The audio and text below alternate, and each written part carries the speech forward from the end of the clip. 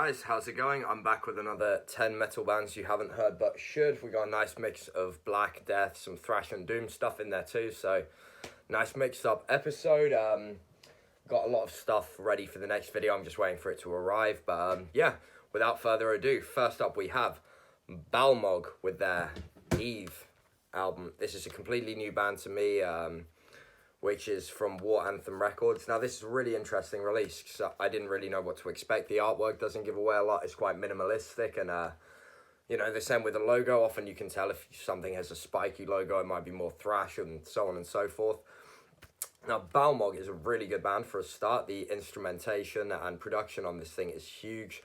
And I'm not sure if it's Balmog or Balmog, because I'm not sure if this is meant to be the letter or the line just happens to go through it. So, yeah, the spine doesn't make it any clearer. So, yeah, my bad if I got that wrong. But anyway, this album is really cool. If you like stuff like Mr. Ming, Maguire, some of the more melodic but yet dissonant kind of black metal, then it's a really good listen. A lot of very catchy riffs. They do that thing that Mr. Ming did a lot on Al Glamy, where they have kind of quite a sparse dissonant riff that kind of comes into a very dissection-esque, kind of very rocky, rhythmically picked guitar riff. It's really cool. The drums are nicely varied. The vocals are black metal vocals, and they work really nicely with it. But yeah, especially the instruments on this thing are just incredible. It's a really good release, and yeah, really interesting band. I was very surprised. I thought I'd like it, but you know what I mean when something kind of... you like it a lot more than you thought you would. So yeah, that was great. Next we have Perilaxe Occlusion from Canada with their second demo on Devamere Morty for the CD version here. It's also out on LP and tape.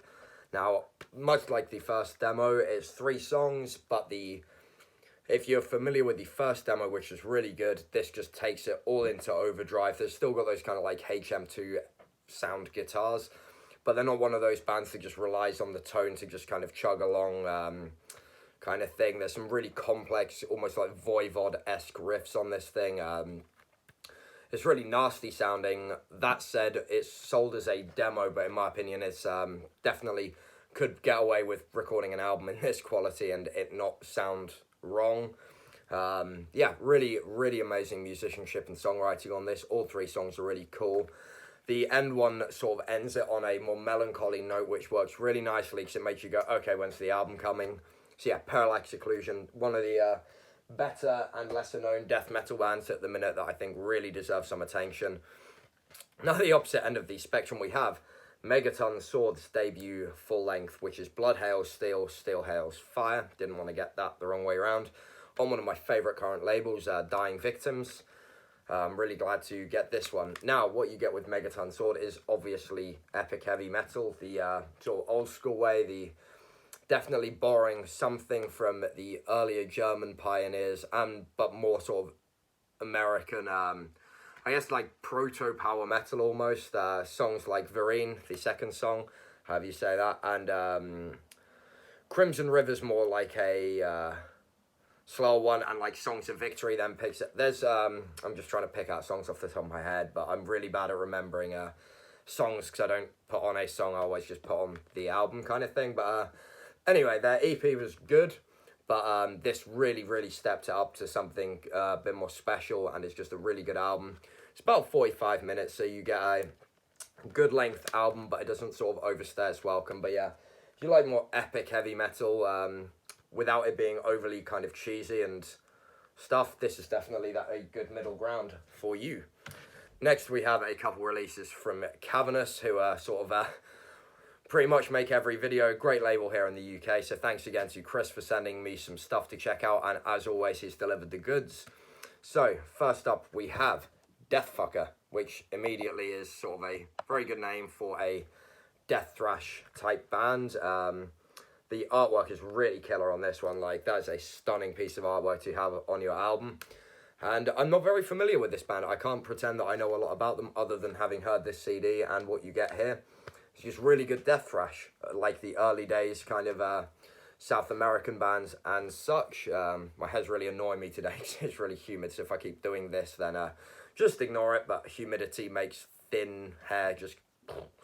Anywho, yeah, Deathfucker, really cool Death-Thrash. If you like sort of old school stuff, just from that glorious moment in the latter half of the 80s when thrash metal started getting a bit more husky vocals and kind of faster drumming, and the death scene hadn't quite emerged. This really captures that kind of feeling very nicely, has the right kind of production for it, and yeah, just a really good album. And the other release is a split.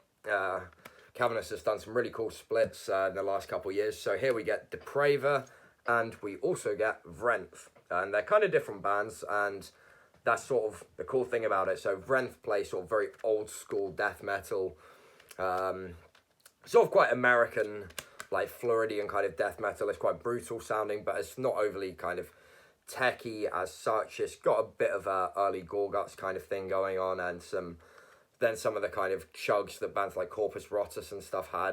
But yeah, that's really cool. And then on the other, well, not side, but half of the CD, we have Depraver, who are more like a black and thrash band, a la Aura Noir, so on and so forth. So yeah, really cool little split, quite different bands to get some kind of death and more black and thrash stuff, but they work really well together. They have a nice old school feel between the two bands, and yeah, really good split if you like your old school extreme metal. Now we have a couple more CDs. One that people who know me will know I'm a huge fan of Mortuary Drape and those kinds of bands. And this is Hail to the Necrodoom, fuck me, by Gargoyle on Sun and Moon Records. And they're an Italian band who pay homage to bands like Mortuary Drape, Death SS. There's some Necromancia in there, some Mystifier-esque vocals. Like, one of my favourite albums is The World Is So Good, He Who Made It Does Not Live Here, which I get really sick of saying. But yeah, that kind of Mystifier, a bit of like Root with those kind of warbly vocals. You get a lot of evil sounding, heavy, black, death, doom, thrash. It's all in here, and it's done very well. The artwork should give you a good idea of what you're in for if you're familiar with those kinds of bands. But yeah, it's really interesting hearing a band playing this style, because there's not so many younger bands or newer bands doing that, and they do it really well. The title track, Hail to the Necrodoom, is really good. There's this really nice kind melodic-y riff in that. Necromancia is a great song, but my favourite would be Whisper in Darkness, just because I really like anything with a Lovecraftian kind of plot to it. But yeah, really good, really, really good to see a band doing taking cues from Mystifier and Mortuary Drape and Root and stuff. So yeah, definitely check out Gargoyle. I think they're a bit different to anything I've really had on the channel before, so that's really nice. And now back to the good old black thrash stuff that always is fun to hear. We have Witchburner, as the album cover might give you, and the kind of name and stuff. This is Evil Spell Records. Yeah, I have been doing labels. Okay, cool. Now this takes you right back to In the Sign by Sodom, my brain's not working, Endless Pain by Creator, the early Destruction EP and first couple albums, just Teutonic, black and thrash, death kind of, basically when just thrash again had a bit more kind of extremity to it. These guys do it really well. They're not trying to reinvent the wheel, and that's incredibly obvious here, so if you're looking for a unique progressive experience, that is not what you will get. But if you're looking to kind of bang or be banged in the way of the Teutonic legends, then Witchburner will take you there. It's not just that, there's some Canadian kind of speed metal I can hear in there, but the big focus is on worshipping their early German gods with some really cool song names like Demonic War Machine and Follow the Slaughterer, Blood of Witches, Night of the Drinking Dead. And then the last track, Rock and Roller, it becomes almost like Thin Lizzy gone thrash. It's a really interesting way to end the album, because you get a very consistent listen, and then this just last song that's just like, hey, fuck it, we're going to do what we're going to do. And it really works for them. So yeah, Witchburner, great underground band. Not sure if they're still going, actually, just as a side note. That album's a few years old now, I think from 2016 or something like that. Yeah, you can tell I don't script these things at all. All I have is a list of which order I should say bands in. Now, we are coming here to the UK for Qrixkuor. I'm just going to remove this sleeve. Qrixkuor, I hope is how you say this. This is the last mini LP, which is 3 songs called Three Devils Dance. we have Serpent's Mirror, Crypt of Illusions Bane, and the Divine Architects. It's laid out really nicely for fans of bands like Vasifor, Temple Nightside, Grave Miasma, and of course S plays in Adoria as well, who in my opinion is one of the most criminally underrated bands here in the UK. Has a force of pure malice.